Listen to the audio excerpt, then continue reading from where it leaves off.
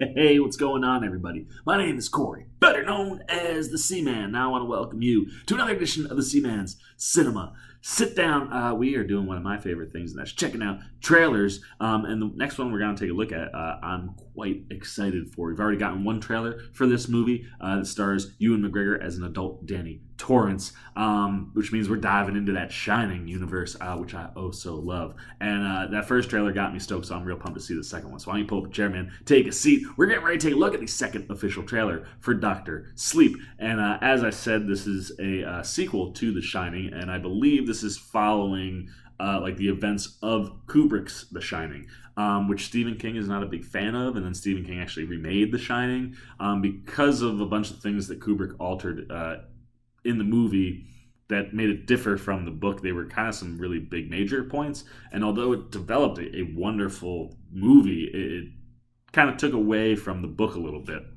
as far as what it was delivering. And King had all the right to be upset, but with this, new wave of King movies, coming in, him being involved, at least in, a kind of like support realm where the directors and writers have reached out to him with some of these films and asked for his blessing or consulted him on ideas. I'll be very fascinated to see how he thinks this movie is, and if it sticks more to his source material while just kind of knowing it's coming off of that Shining movie, or if it's going to have to differ things also. But nevertheless, the first trailer looked really good, and like I said, the Kubrick film is really, really solid, even though it does alter things.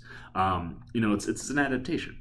So I hope that everybody is happy about this one, because the King train that we've been on with King movies, with It and Pet Sematary and all the things that are coming out, even TV shows like Castle Rock, I'm just excited to get some more Shining Universe stuff with Dr. Sleep. And Ewan McGregor, come on. So let's not waste any more time. Let's shrink all this on down.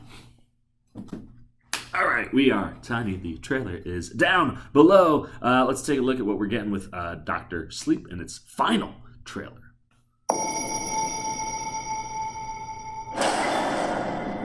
When I was a kid, there was a place. A dark place. They closed it down and let it rot. But the things that lived there,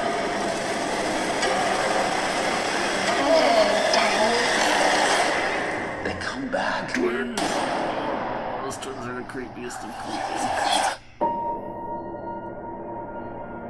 Not many ride the bus this far north. You're running away from something?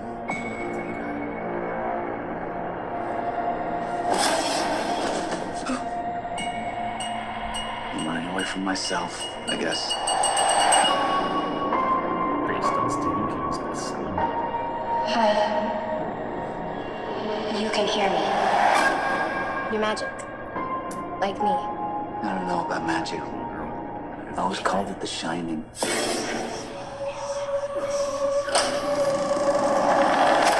The world is a hungry place. A dangerous place.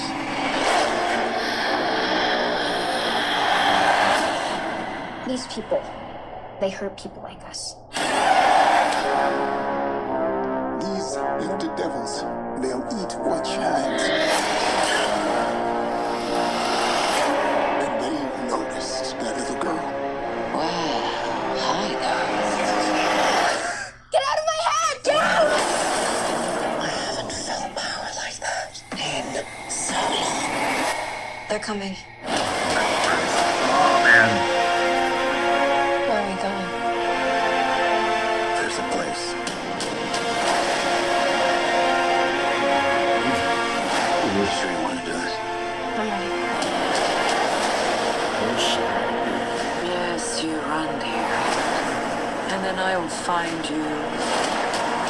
And you will scream for years.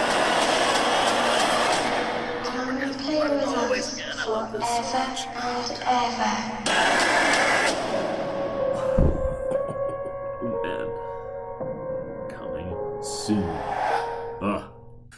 I tell you, man, that looks really, really good. I'm a massive Ewan McGregor fan, so anytime he's in a movie, I'm all about it. And the idea of him playing older Danny Torrance God, is he crushing the like somebody who looks haunted because of a past experience that he can't shake or get away from. As he said, like those things he thought he could leave, they come back. And having that shining connect him with this up and coming newbie, Kylie Curran, who plays Abra Stone.